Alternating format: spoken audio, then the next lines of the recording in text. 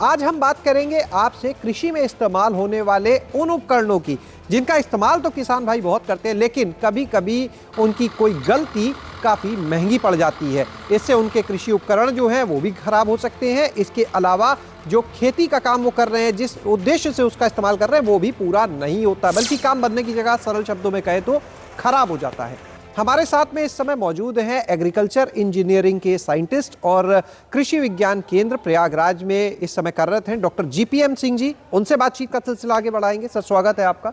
जानना चाहेंगे आपसे कुछ ऐसे ही उपकरण और जो आमतौर पर आप लोग फील्ड में देखते हैं किसान गलती कर जाता है, बहुत भारी पड़ जाती है। जी, रोटावेटर एक ऐसी मशीन है जो किसान बहुत ही कम ऐसा लगा कि जो है को अपनाने में जो है संकोच करे। ये मशीन किसान अपना तो लिया, लेकिन उसने ये ध्यान नहीं दिया कि जो है उस मशीन के मैचिंग ट्रैक्टर का हॉर्स पावर कितना होना चाहिए, क्योंकि यह मशीन ऐसी है जो 90 सेंटीमीटर से लेके 1 मीटर 20 सेंटीमीटर तक की आती है। इसकी चौड़ाई भी अधिक होती है और इसका भार भी बहुत अधिक है। इस मशीन के लिए चलाने के लिए कम से कम किसान को ये ध्यान रखना चाहिए कम से कम 42 हॉर्स पावर का ट्रैक्टर हो, और उस ट्रैक्टर में आगे जिसे लोड कहते हैं, हम लोग तकनीकी भाषा में बलास्ट कहते हैं, जैसे मेड़ वगैरह पार करते समय ट्रैक्टर के सामने के 2 पहिए उठे ना, उस पर आपको लोड डालना रहता है। आमतौर से किसान क्या करता है कि सीमेंट की बोरी या अनाज की बोरी वगैरह आगे लोड पे रख देता है। ऐसा नहीं करना चाहिए। इसमें जो है स्टैंडर्ड जो है बलास्ट आता है जो 40 केजी या 60 केजी का होता है। तो इस तरह के कम से कम 1.5-2 कुंटल का बोझ लगा के कम से कम 42 हॉर्स पावर के ट्रैक्टर पे लगा के तब आपको रोटावेटर का इस्तेमाल करना चाहिए। कंबाइन से कटने के बाद होता क्या है कि ये धान के फसल का जो अवशेष रहता है काफ़ी उलझ के खेत में गिरता है।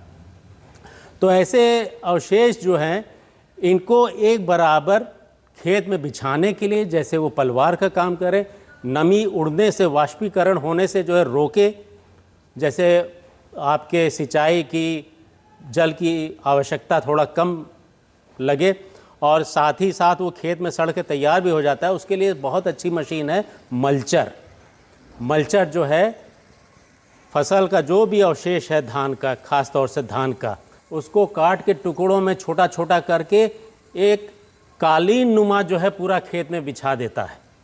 जो फसल अवशेष है अगर वो थोड़ा सा गीला ज़्यादा है, अगर गीला है, थोड़ा सा हरापन उसमें रहे, तो वो जो है मल्चर के जो भी उसकी कार्य प्रणाली है, ब्लेड्स वगैरह, उसमें जाके वो फंसने लगता है। तो ऐसे में जो है हमें जो है बीच बीच में मल्चर को रोकना पड़ता है, उसको जो उलझ जाता है उसकी कार्य प्रणाली में, उसको निकाल के अलग करना पड़ता है। हम यहाँ पे देख सकते हैं ये सुपर सीडर है।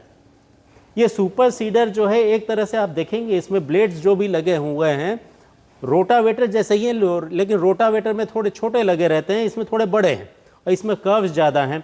और इस मशीन की खास बात यह है, धान की फसल कटने के बाद तुरंत खेत की जुताई, बोआई, और पीछे जो बोआई हो जाता है उसको रोलर से दबाते हुए भी चलता है। तो ये सारी क्रिया एक बार में हो जाती है। ये खेत की जुताई भी अच्छी कर देता है। कंबाइन से चलने के कारण जो फसल अवशेष खेत में रहते हैं उनको भी जो है भुरभुरा कर देता है, छोटे छोटे टुकड़ों में काट के खेत में ही बिछा देता है, जो पलवार का काम करता है। लेकिन इस मशीन के लिए किसान भाइयों को ये ध्यान रखना है कि इसमें उनको कम से कम 50 हॉर्स पावर का ट्रैक्टर चाहिए। सबसे ज़रूरी चीज़ ये है कि इसमें जो बलास्ट, जो वेट होता है, ये कम से कम इस मशीन को इस्तेमाल करने के लिए 3 से 4 कुंटल का आप लगाएंगे, तभी जो है ट्रैक्टर के आगे के 2 पहिए नहीं उठेंगे। जीरो टिल्स मशीन जो है वो हमारी सीधे धान के खेत में गेहूं की सीधी बुआई के लिए है। को इस्तेमाल करते समय आपका अगर कंबाइन से खेत धान कटा है तो उसका ठूंठ जो है 6 इंच से कम रहे। अगर 6 इंच से ज़्यादा है तो मशीन को चलाने में आपको काफ़ी दिक्कतों का सामना कर पड़ सकता है, क्योंकि उसके जितने भी ब्लेड्स में हैं उसमें जो है ये ठूंठ फंसने लगते हैं। आपका हैप्पी सीडर क्या है कि 6 इंच से अधिक रहता है, दोनों का कार्य एक ही है।